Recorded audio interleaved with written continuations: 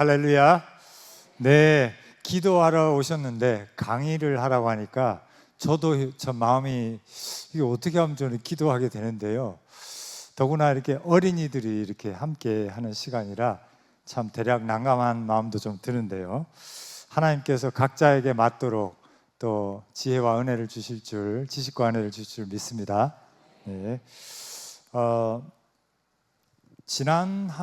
잠깐 스토리를 말씀드리면 지난 한 2, 3년 동안 서울신학대학교 우리 교단 산하에 우리 일꾼들을 키워내는 목사님들을 키워내고 또 기독교 지도자들 키워내는 우리 교단의 유일한 이제 고등교육기관인데 거기서 한 3년 정도 참 힘들었어요. 왜냐하면 이제 교수님 중에 한 분이 나름대로 진지하게 연구하다가 유신진화론이라는 것을 이제 학생들에게 가르치는 책을 쓰셨어요. 그런데 그 내용이 우리 신앙 고백과 맞지 않고 우리 교단의 신학적 입장과 맞지 않아서 계속해서 문제를 제기하고 또 이사회에서 문제를 제기하고 또 학교에서 조사하고 이렇게 해서 권면하고 했는데 잘 되지 않아서 결국은 징계까지 가는 그런 어려운 일이 있었고 또 그로 말미암아 막 매스컴에서 막 이렇게 언론에서도 다루고 그다음에 학회에서도 막 다루고 하면서 서울신학대학이 너무 꼴통 보수다. 다 진화론 요즘에 다 받아들이는데 그 진화론이 하나님의 창조가 아니냐 이런 입장에서 많은 사람들이 비판하기도 했었습니다. 그런데 지난주에 끝난 그 우리 교단 총회에서 놀랍게도 모든 그 목사님들이 모인 자리에서 유신 진화론은 우리 교단하고 맞지 않고 성경의 가르침에 맞지 않는다. 그렇게 해서 이것은 이단성이 있는 사상입니다. 라고 하는 것을 결의를 하게 되었어요. 그래서 참 지난 2, 3년 동안에 그 우리 학교가 참 힘들었는데 그것이 헛되지 않았고 또 우리 목사님들과 또 성도님들의 기도가 정말 하나님께 상달되어서 놀랍게 총회 마지막 날에 기타 토의 시간에 이러한 일들이 이루어졌다고 하는 것을 볼 때 참 하나님께 개인적으로 감사드리고요. 그러면 오늘 짧은 시간을 통해서 우리가 나누고 싶은 것은 유신진화론이 뭐고 그게 뭐가 잘못된 거냐 라는 것을 우리가 좀 생각을 해보고 싶습니다. 유신진화론이라는 게 뭘까요? 유신, 이제 하나님을 인정한다는 거죠. 진화론은 우리가 많이 들었던 얘기고 우리 젊은 우리 청년들 또 젊은 우리 집사님들은 학교에서 배웠던 내용이고 과학계의 정설이다.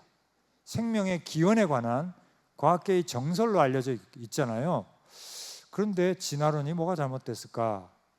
이런 것들을 우리가 한번 생각해 봐야 되는데 오늘은 많은 얘기를 하기는 어려울 것 같고요.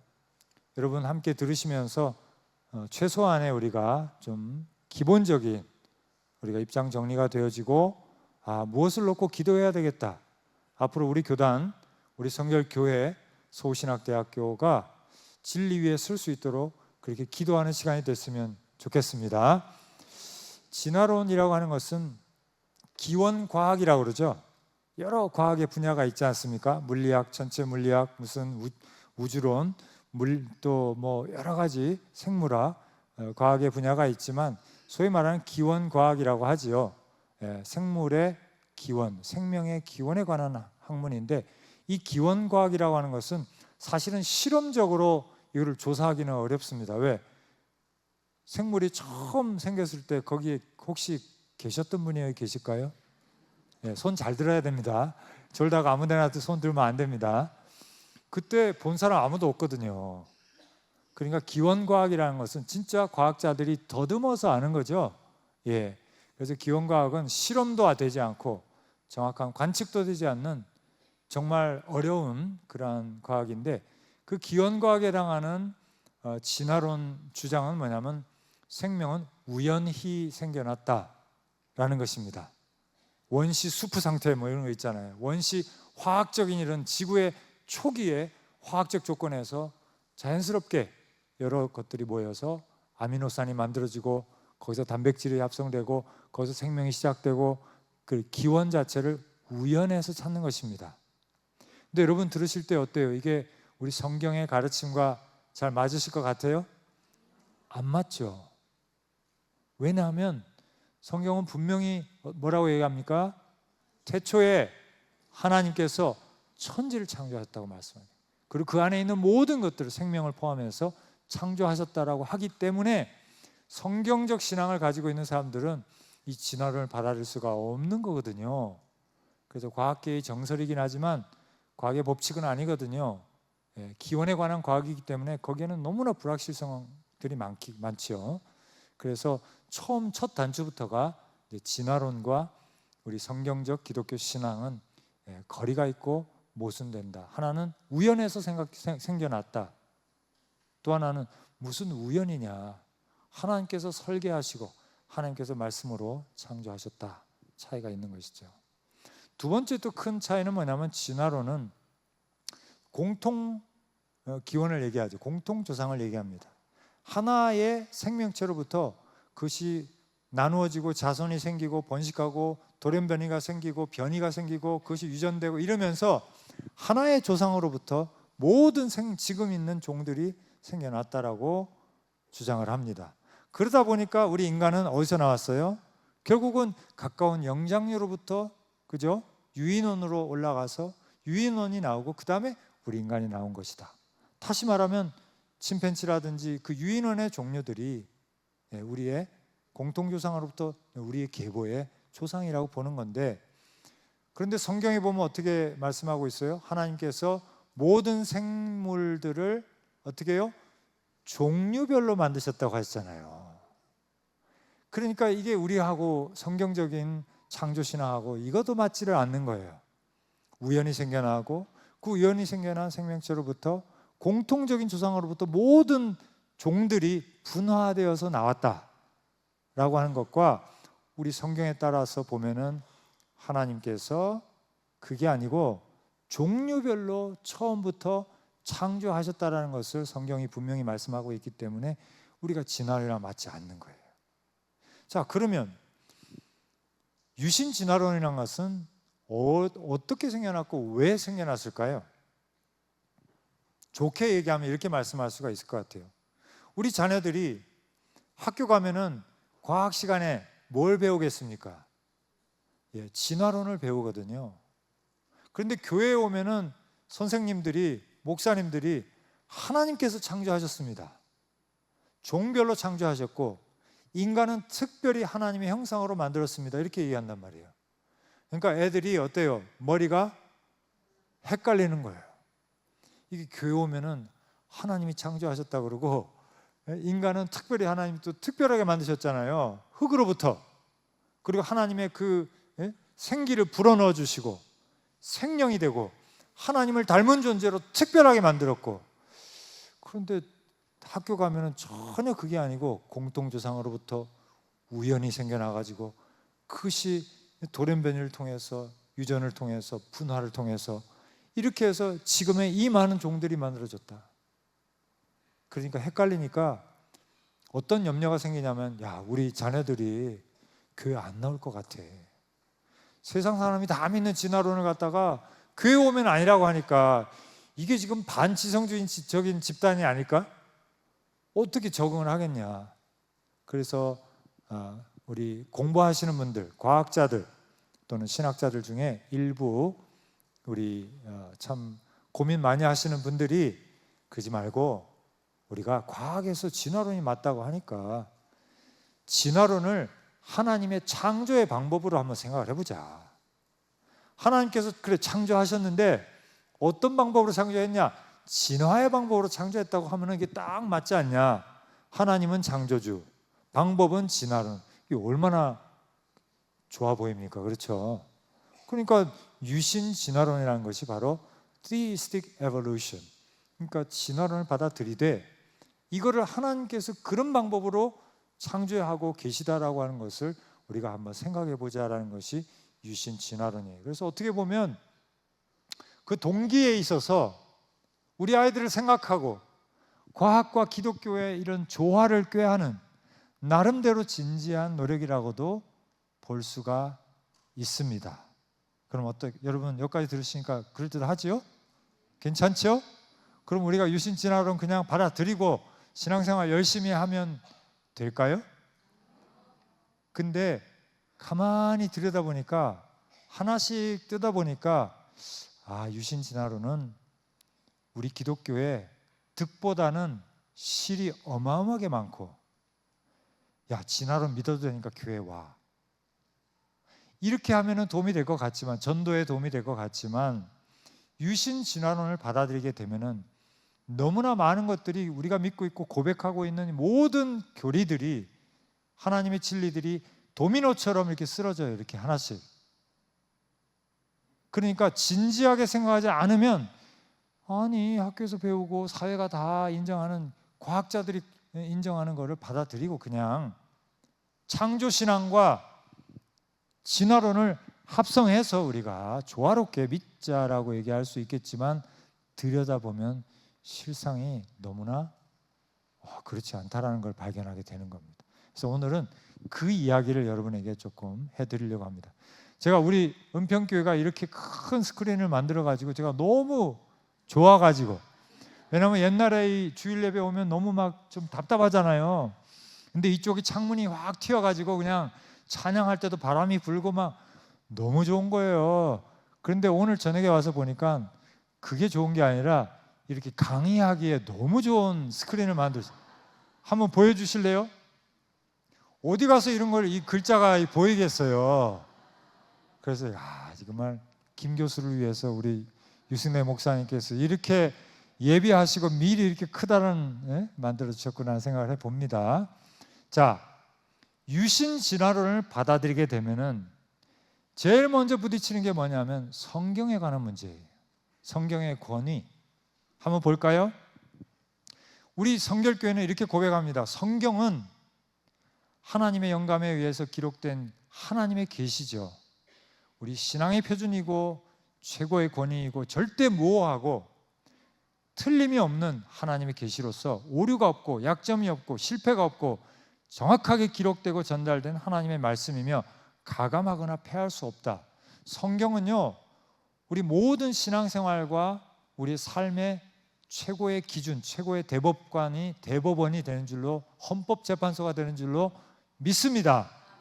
목사님의 설교도, 우리 선생님의 가르침도, 모든 것들이 교회 안에서는 뭐가 기준이에요?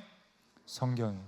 그래서 복음주의 종교개혁 이래로 솔라 스크립추라는 말 기억하시죠? 오직 성경. 같이 한번 해볼까요? 오직 성경. 오직 성경. 예, 이게 종교개혁의 원리거든요. 우리의 고백입니다. 최고의 기준. 어떤 문제가 있을 때, 어떤 질문이 있을 때 최고의 기준은 성경으로 돌아가서 그 성경 안에서 답을 찾으려고 노력하는 거죠. 이게 우리의 고백이고 우리의 교리이고 이것이 진리인 줄 믿습니다. 예. 목사님이 아무리 훌륭하셔도, 장로님이 아무리 훌륭하셔도, 우리 집사님이 아무리 훌륭하시고 대학 교수님이시고 박사학위가 2개, 3개, 4개 있어도 그분도 성경 말씀으로 돌아와서 하나님의 말씀 앞에서 무릎을 꿇고 그 권위, 그 가르침에 귀를 기울여야 되겠죠. 할렐루야. 그런데 유신 진화론에 따르면은 성경은 그런 책은 아닙니다. 유신 진화론은 어떻게 이해하고 있을까요? 하나님의 영감을 받은 책이긴 한데 동시에 성경이 기록된 시대의 문화와 인간 저자들의 생각을 포함한다라고 말씀합니다. 쉽게 말하면 창세기 1, 2, 3장에 나온 얘기가 하나님의 창조에 대한 사실적인 얘기가 아니라 힘들고 고생하는 그 포로기에 있는, 바벨론 포로기에 있는, 바벨론 왕국에 끌려가서 고생하는 유대인들을 위해서 쓴 설교인 거고, 하나의 그 문학적인 작품인 것이지 그게 창조를 사실적으로 설명하는 것이 아닙니다라고 얘기하는 거예요. 7일간의 창조 부정합니다. 6일간의 창조 부정합니다. 그렇죠? 하나님의 직접적인 인간의 창조 부정합니다. 아담과 하와를 최초의 인간으로 만드신 것들을 사실이 아니라고 부정합니다. 왜? 진화론을 받아들여야 되기 때문에. 진화론적으로는 그게 설명이 안 되거든요. 여기서 우리는 유신진화론이라고 하는 그런 관점이, 이론이 우리 성경의 권위와 사실성, 진리를 얼마만큼 근본적으로 훼손하는지를 알 수가 있어요. 여러분, 진화론 믿어도 되니까 교회 와라고 하는 게 전도에 도움이 될 것 같은데, 교회 와보니까 아무런 기준이 있어요, 없어요? 없습니다. 성경책은 어떤 책이에요? 유신진화론 쪽으로 받아들이게 되면은 여긴 사실과 사실이 아닌 것들이 섞여 있는 거예요. 여러분, 성경이 100% 오류가 없는 진리이고 하나님의 계시라는 것이 무너지게 되면 여러분, 신앙생활 하실 수 있을 것 같으세요? 사람마다 해석이 다르고 과학자들의 해석을 따라가야 되고, 그 시대에 그냥 만들어진 고대 근동의 이야기들을 모아가지고 설교로 만든 것이 창세기의 그 1, 2, 3장이라고 얘기한다면 여러분, 더 큰 문제가 발생하게 되는 거죠. 이게 가장 무서운 겁니다. 사실은 우리의 성경의 권위가 무너지게 되는구나. 성경 해석 방법은 뭐예요? 우리 복음주의와 우리 교회는 어떻게 해요? 본문에서 하나님의 영원한 진리와 교훈을 발견하도록 해석해야 되고, 특히 성경 본문은 예수 그리스도의 복음과 사중복음을 해석하고 성령님의 조명을 따라 해석하고 자기 학설이나 체험으로 하는 해석 안 되고, 성경에 계시됨을 부인하거나 비평적으로 해석하는 걸 용인하지 않는다. 못을 박아놨어. 성경은 문자적으로 보고, 그죠? 문법적으로 보고, 역사적으로 보고, 하나님께서 주신, 하나님이 사실로 말씀하셨다면 우리 그 사실로 받아들이는 거거든요. 그런데 유신 진화론을 보면은 그게 아니고 현대 과학의 성과에 따라서 우리가 성경의 본문들은 다 재해석을 하게 되는 겁니다. 자, 그렇게 되면 홍해가 갈라졌다라고 하는 것이 과학적으로 검증이 되거나 인정이 될 수 있겠습니까? 그건 그냥 하는 얘기가 되는 거예요. 요단강이 여호수아 앞에서 법궤가 물속에 들어갔을 때 범람하던 그 물이 갈라져 일어서고 이스라엘 백성이 정말 그 들어갈 수 있는, 가나안으로 들어갈 수 있는 길이 열렸다. 이게 사실이 될 수 있을까요? 예수님의 동정녀 탄생이 사실이 될 수 있을까요? 과학적으로 다 그것이 가지치기를 다 사실이 아닌 거예요. 그건 비유이고 그냥 하는 말이고, 그것은 하나의 영웅적인 어떤 기록인 뿐이지 초자연적인 모든 것을 다 거부하는. 왜? 진화론이란 절대적으로 자연적인 원인에 의해서만 일어나는 것이기 때문에 해석이 완전히 달라지고, 기준이 말씀 자체가 아니라 현대과학의 기준에 따라서 재해석해야 된다. 그래서 창조기사 아까 말씀한 대로 이거 사실이 아니에요. 유신진화를 받아들이게 되면 그거는 그냥 참고, 하나님이 정말 그 세상을 창조하셨다라는 것을 그냥 얘기하는 것이지, 그 자체가 사실을 가지고 역사적인 과정을 얘기하는 것은 아니다. 이렇게 왜곡하여 해석하게 되는 거고요. 그 다음에 성경과 과학의 관계를 생각해 보면, 여러분, 하나님의 초자연적인 역사를 여러분 믿으세요? 믿으세요?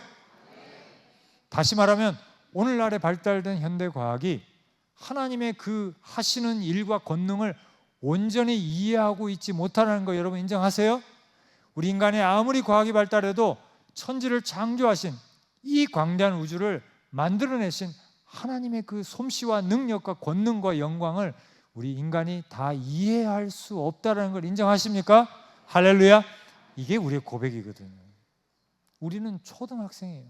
사도 바울이 얘기한 것처럼 초등학문입니다. 그래서 막 이렇게 창조론을 얘기하고 막 이렇게 성경 본문을 진짜 문자적으로 읽고 문법적으로 읽고 역사적으로 읽는 사람들에 대해서 막 손가락질하면, 물어봤대요. 어느 존 레너스 박사님이 유명한 이제 기독교 복음주의 기독교 학자이신데, 과학자이시면서 신학자이신데 막 따지는 거예요. 하나님이 누군지도 우리가 모르는데 하나님이 창조하셨다고요? 막 그래. 그래서 물어봤대요. 그 존 레너드 박사님이 우리 과학자들 모임에서 과학자에게 물어봤대요. 에너지가 뭡니까? 빛이 뭐라고 생각합니까? 예? 중력이 뭐라고 생각합니까? 과학자 중에 그게 뭔지를 아는 사람이 없어요. 없어요. 그러면 여러분, 자연과학을 하시는 여러분들도 빛이 무엇인지 정확하게 알지 못하고 중력이 정확하게 무엇인지를 알지 못하고, 예? 이 사물의 본질에 대해서는 정확하게 알지 못하지만 그것을 활용하고 그것을 계측하고 그걸 갖다가 이용하고 그것을 사용하고 있잖아요. 그렇다면 우리가 다 이해하지 못하지만 설계자, 우주를 설계하시고 건축하신 분이 계시다라는 것을 우리가 느끼고 여러 가지 방법으로 그것을 발견하고 그분을 신뢰하는 게 무슨 차이가 있을까요? 이렇게 물어보니까 그 과학자가 아무 말을 못한다는 거예요. 전제가 다른 거예요.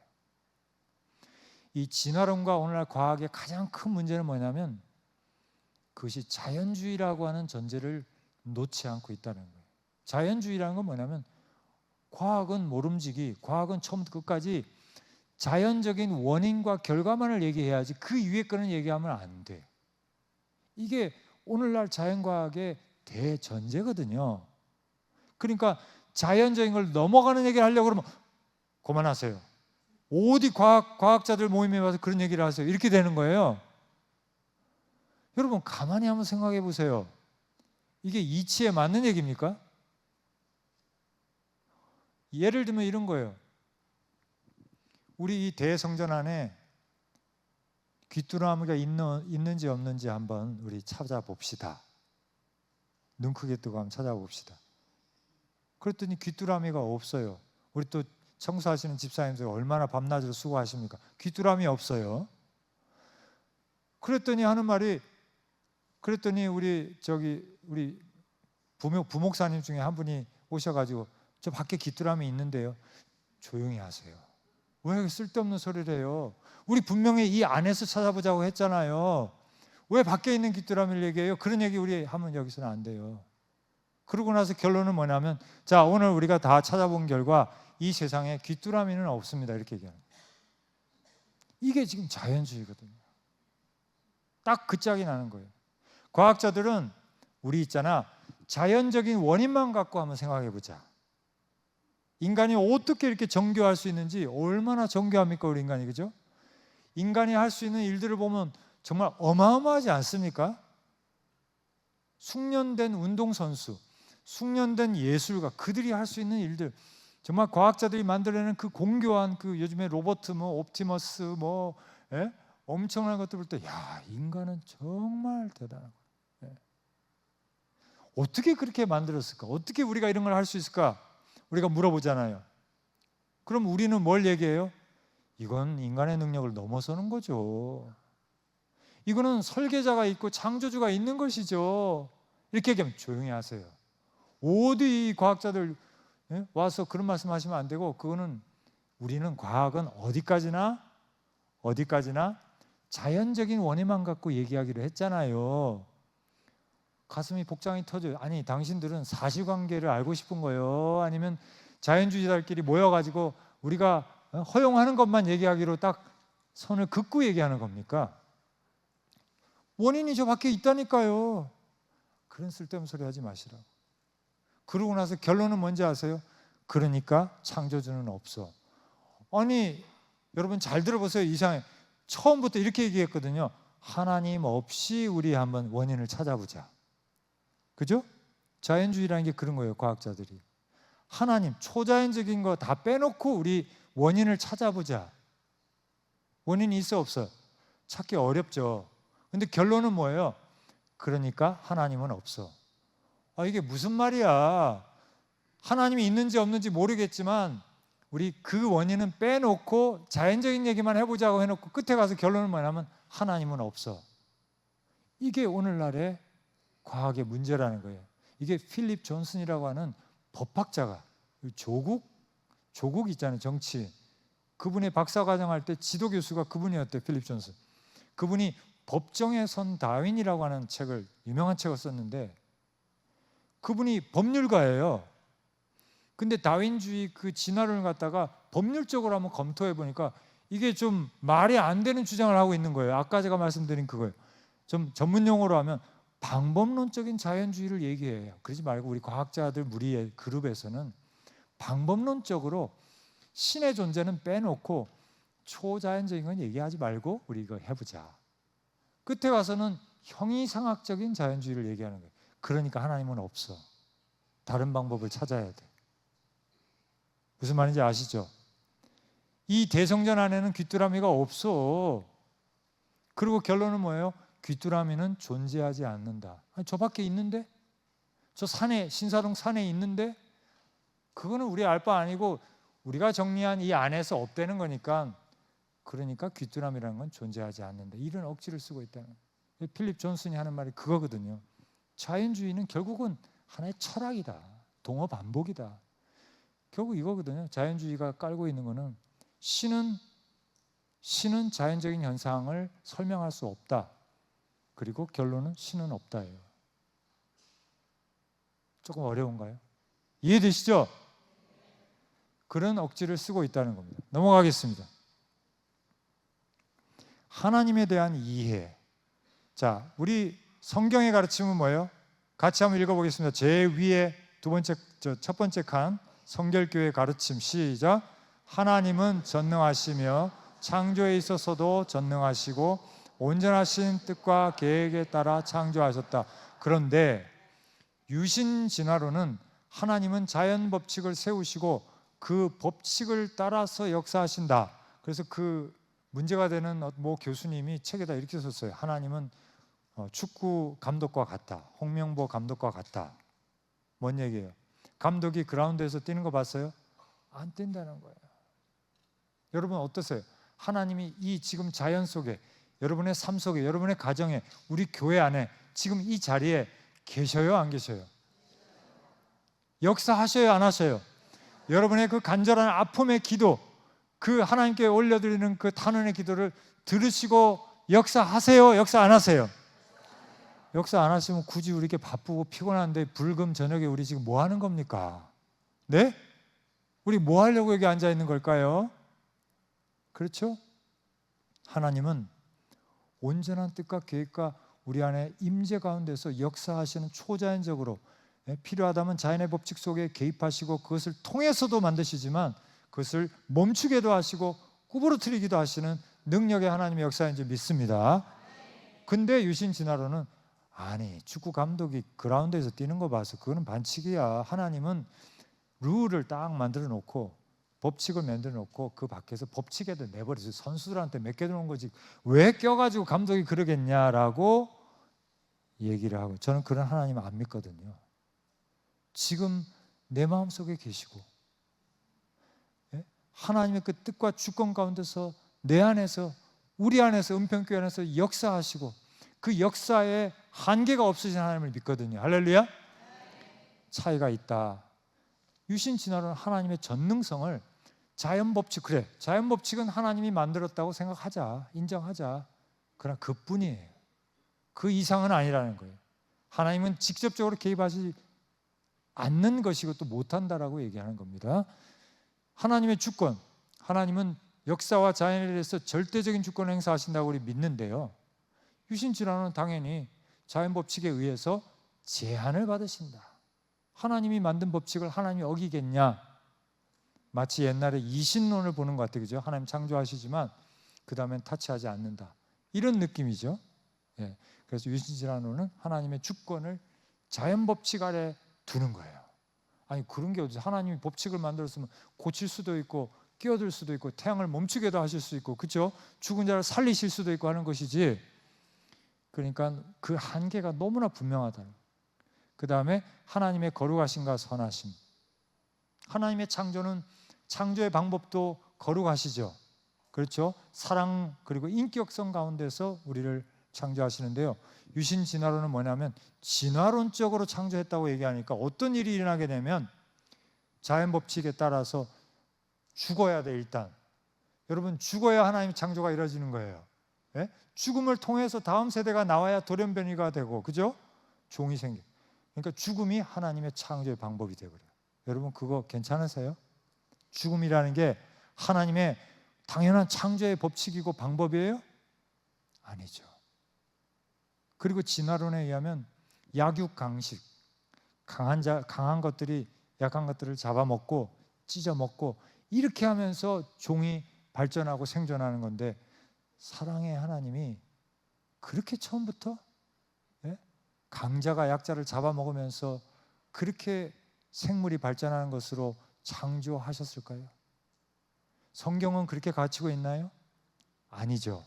그것은 타락했기 때문에 서로가 싸우게 된 것이고, 타락했기 때문에 그 다음부터 우리 삶이 그런 전투의 장이 된 거죠. 그래서 그 이사야서에 보면은 독사굴에 손 넣어도 물지 않고, 어린 양과 사자굴에 또 사자들이 어린 양과 뛰놀고, 그죠? 이러한 하나님께서 창조하신 원래 아름다운 에덴 동산의 모습은 그런 거였다는 거죠. 그런 점에서도 맞지 않는다. 그리고 하나님은 완전하신 분이기 때문에 하나님의 창조도 완전하게 이루어졌다. 이렇게 우리 믿고 있죠. 유신 진화론은 뭐예요? 하나님의 창조는 절대 완전하지 않아요. 왜? 처음 나온 그 제품들이 뭐가 진화론에서 얼마나 그게 어글리합니까? 그렇죠? 모든 게 부족해요. 뒤로 갈수록 좋아지는 거예요. 진화론에 따르면. 그죠? 우리가 지금까지 하나님 만든 것 중에 제일 좋은 제품인데 이제 나온 거예요. 어떻게 그러면 하나님께서 창세기에 만드실 때마다 첫째 날 끝나고 좋았더라. 하나님의 그 선하시고 온전하신 창조를 얘기하는데, 진화론에 따르면요, 하나님의 창조는 절대 완전할 수가 없어요. 우리도 미완성해야지. 우리 다음에 나오는 것들이 뭐가 될지 모르겠지만 그게 조금 더 낫다는 거지. 가봐야 아는 거예요. 그러다 보니까 마지막으로 하나님이 모든 걸 아셔요? 모르셔요?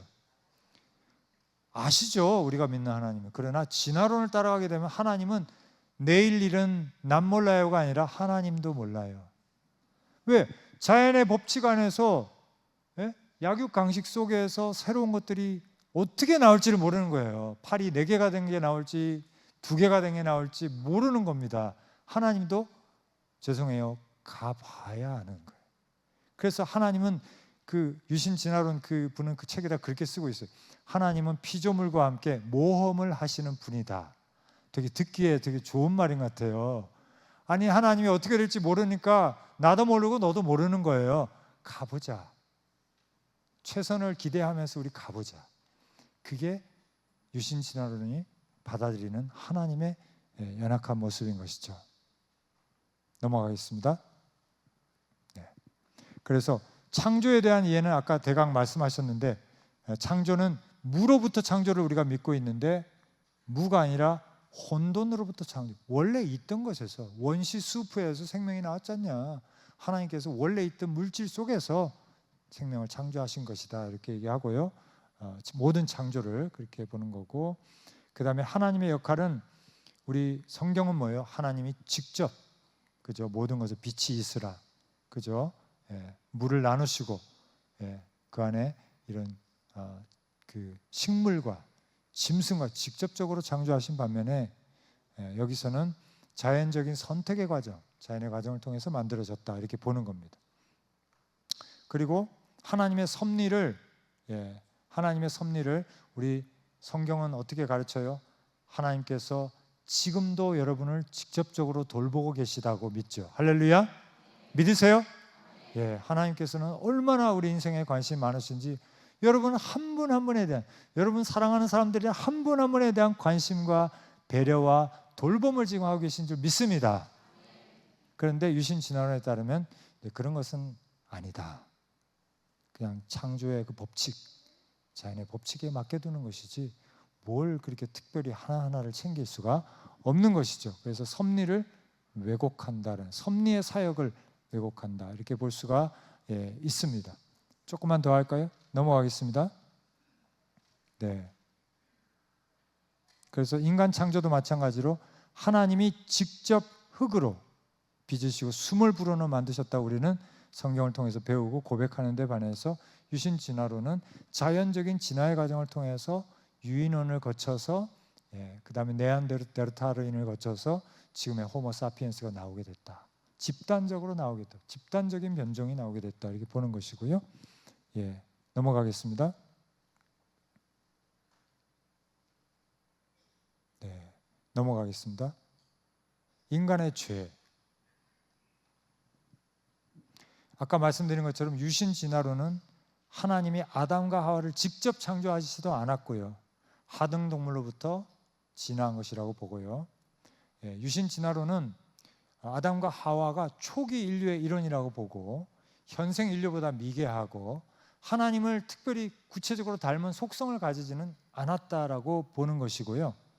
예, 그리고 아담과 하와를 그 밑에 보시면 최초의 인류라고 보지 않습니다.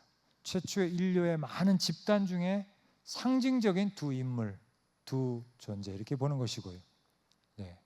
그래서 역사적인 인물임을 부인합니다. 그런데 예수님의 족보에도 보면은 아담까지도 올라가죠. 그러면 예수님의 족보도 잘못된 거죠. 그렇게 된 것이죠. 네, 넘어가겠습니다. 네. 그래서 아담과 하와가 인류의 대표라고 하는 사실을 부인합니다. 그거는 진화론적으로 그렇게 주장할 방법이 없거든요. 그러니까 아담과 하와는 최초의 인류도 아니고 인류의 대표도 아니고, 더 문제는 뭐냐면 따라서 아담과 하와가 죄를 지은 것이 우리는 무슨 죄라고 그래요? 우리에게 미치는 영향을? 원죄. 원죄가 가능할까요? 아담과 하와가 실존 인물이 아니고 역사적 인물이 아니고 인류의 대표도 아닌데 그들의 죄가 어떻게 우리하고 연관이 될까요? 성경이, 신약 성경이 얘기하는 첫 번째 아담, 두 번째 아담이 예수 그리스도, 이 구별이 의미가 있을까요? 아무런 의미가 없는 거죠.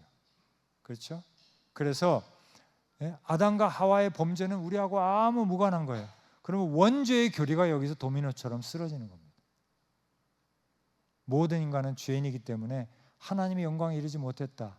우리에게는 예수 그리스도가 필요하다라고 하는 이 구속사가 여기서 끊어져 버리는 거예요. 생각보다 여러분 심각하죠. 그래서 유신 진화론을 받아들일 수가 없는 거예요. 넘어가겠습니다.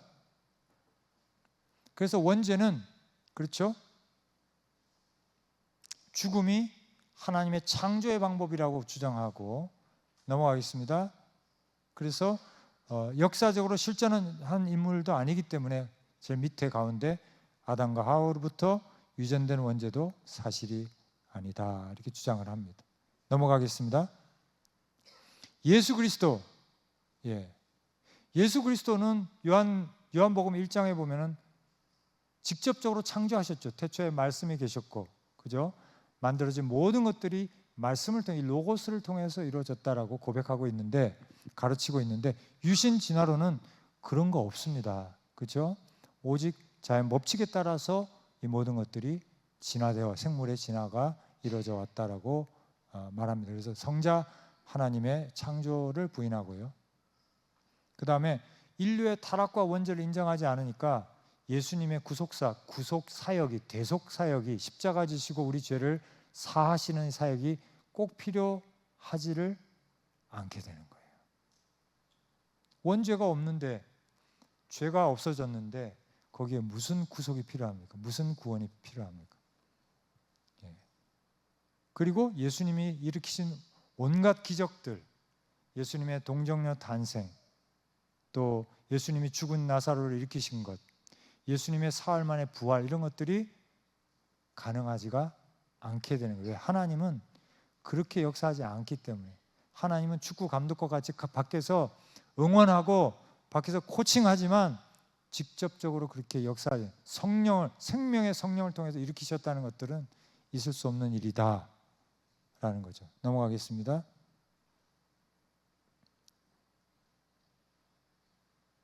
부활을 인정하지 못하고요.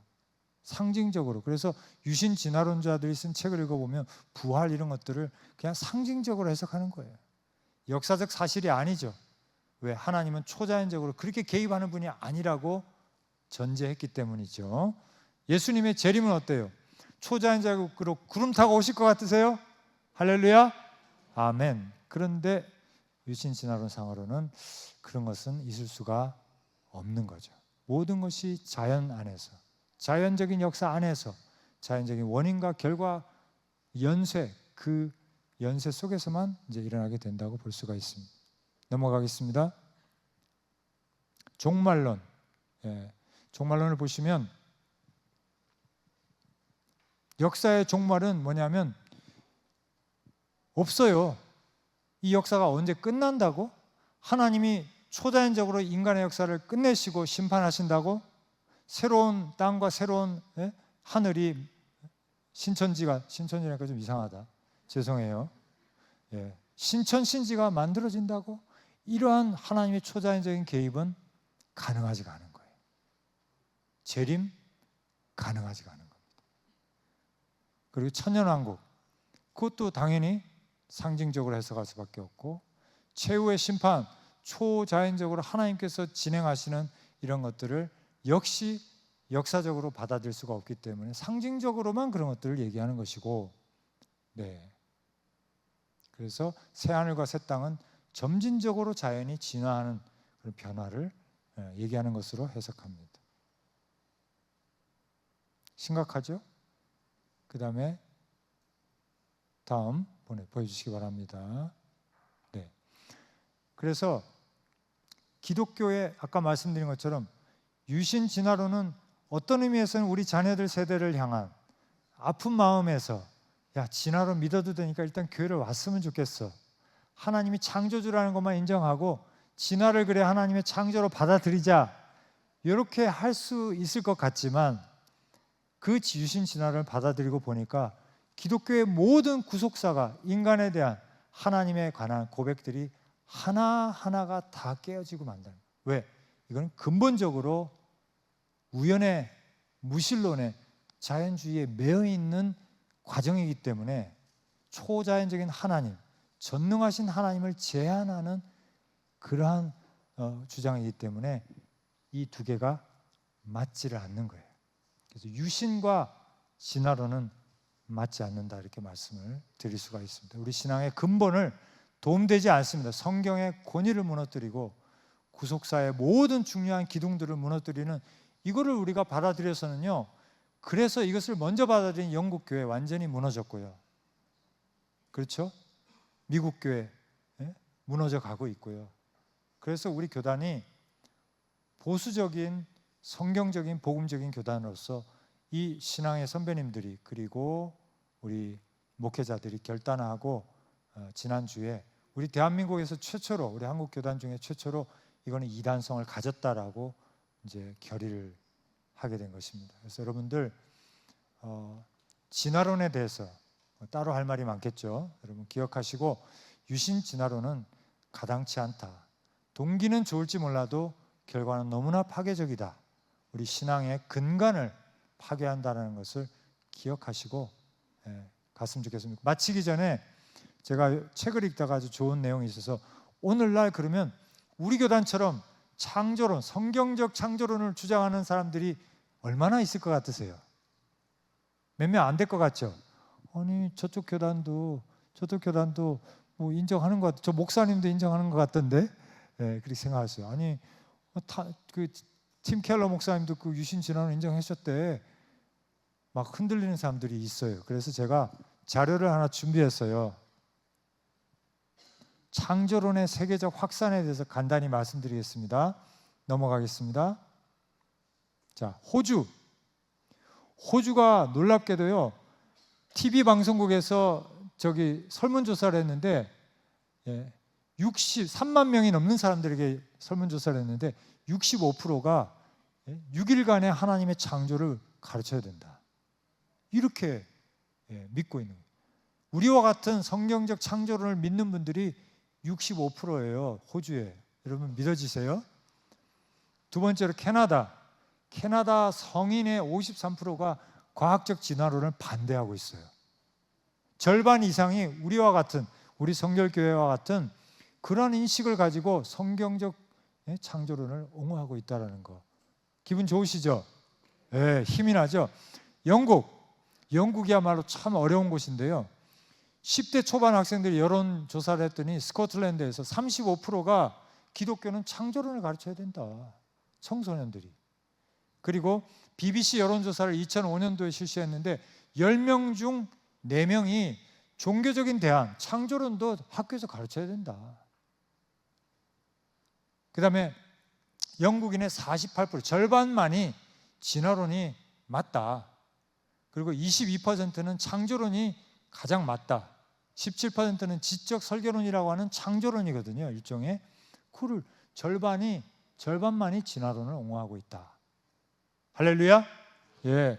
그리고 그다음 13%는 잘 모르겠다.